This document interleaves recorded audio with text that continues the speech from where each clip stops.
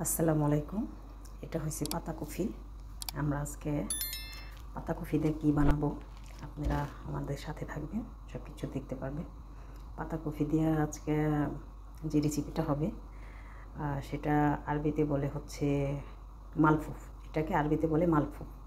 তো এই মালফুফটা এই পাতার ভিতরে চাল দিয়ে পেঁচায় পেঁচায় রান্না করা হবে। পুরো ভিডিও যখন করব যা যা করি আজকে ইনশাআল্লাহ সব কিছু দেখতে পারবেন, সাথে থাকবেন। আমার সারাদিনের এই আজকে দেখাবো যে কী করি আজকে। হ্যালো গাইস, আসসালামু আলাইকুম। আপনারা সবাই কেমন আছেন? আশা করি ভালো আছেন। আমাদের ভিডিও আপনাদের ভালো লাগলে লাইক, কমেন্ট, শেয়ার করে আমাদের পাশে থাকবেন। যে চালগুলা আজকে রেসিপি করব সেই চালগুলা যে পানিতে ভিজিয়ে রাখছি, এটা আওলা চালের মতো লাগছে, তবে চালগুলো একদম কেমন যেন খাটা খাটা। যাই হোক, এই চাল রাখছি। আজকে রেসিপিতে আমাদের কী কী লাগবে সেটা দেখাবো। এই যে হাঁড়িতে অলরেডি পানি বলক পাচ্ছে। আমি কিন্তু একদম সবটা পাতাকপি চুলায় দিয়ে দিয়েছি। এই যে এখানে আছে ধইনা পাতা, এটা হচ্ছে মিঠা সোয়াজ গাছের পাতা। এখানে আছে ক্যাপসিকাম, টমেটো, আর এটা কিন্তু মিষ্টি কুমড়া। এটাকে বলা হয় কী জানি না, কী জানি বলে, এখানে বলতে পারি না, শিওর নেই। এগুলি লাগবে। আসসালামু আলাইকুম। এটা হচ্ছে আঙ্গুর পাতা, এটার ভিতরে চাল ভরা হবে। এটাকে বলা হয়, এই রেসিপিটার নাম হচ্ছে অরাগ ইনাম। এটা আরবিরা খুব পছন্দ করে। এটা হচ্ছে আঙ্গুর পাতা।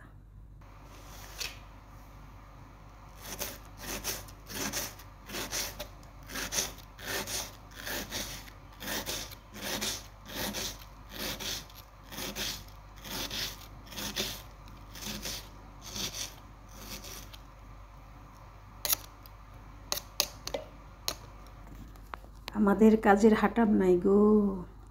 হাটাম হাটাম মানে কাজ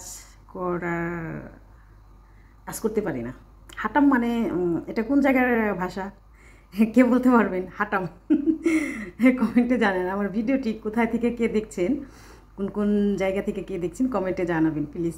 আমি যেগুলো কাটলাম, পেঁয়াজ, টমেটো, একটু রসুন, এটা কিন্তু ব্লেন্ডার করার জন্য অলরেডি দিয়ে দিয়েছি। দেখেন, এটা ব্লেন্ডার করব। এই যে চালগুলো ধুয়ে রাখছি, ওই যে ঘাসগুলো রেখে দিয়েছি, সব কিছু আজকে করা হবে। এটা একটা রেসিপি দেখাবো আপনাদেরকে ইনশাআল্লাহ, সাথে থাকেন। তো আমি এখন ব্লেন্ডারটা স্টার্ট দিব। এটা বেদানার সস, দেখেন এই যে ছড়ি আছে বেদানার, আর এটা সয়া সস স্বাদ মতো একটু দিয়ে দিচ্ছি।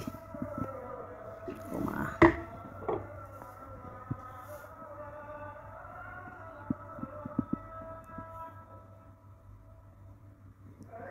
এটা একটু বেশি দিলাম। এটা কিন্তু অনেক মজা। এখানে ওই যে ধইনা পাতা আর ওই যে বড় সজের পাতাগুলো যে ওটা কেটে নিলাম, এই যে কিছু কিছু, আর এই যে আরও দিয়ে নিলাম। আমার তো ক্যামেরাম্যান নাই, ক্যামেরাম্যান সব ঘুমিয়ে আছে। আর এই যে ব্যাটারটা করছিলাম টমেটো পেঁয়াজ দিয়ে ব্লেন্ডারে, ওটা দিয়ে দিলাম। বিসমিল্লাহির রহমানির রহিম। আর এই দেখেন, এটাও টমেটোর একটা সস, এটা কোনো স্বাদ নাই, কালার।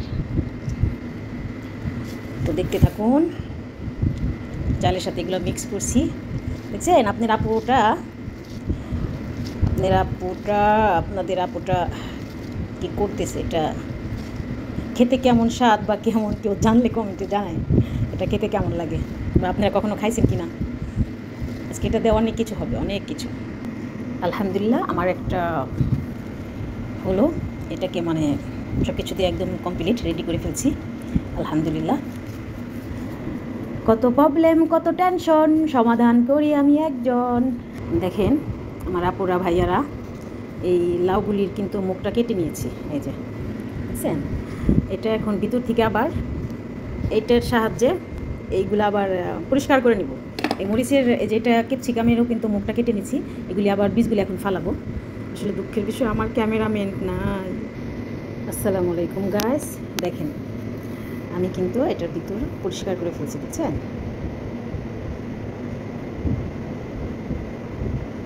আর এই যেটার ভিতরে যেগুলি ছিল, এই যে দেখেন, আমি বলছি কিন্তু যে আপনাদেরকে যে এটার সাহায্যে এটা করা হয়েছে। আর এই যে মরিচের মুখগুলাকে কি ক্যাপসিকামের মুখগুলা কেটে এই যে বিচিগুলা।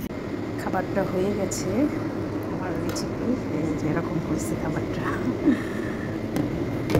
আমিও এখন খাবো।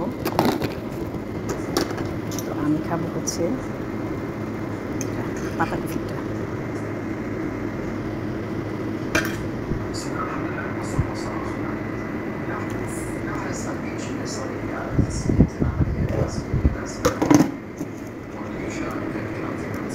এটাকে বলে তাবলা, যেটাকে বলে হটপট, খুব সুন্দর স্টিলের।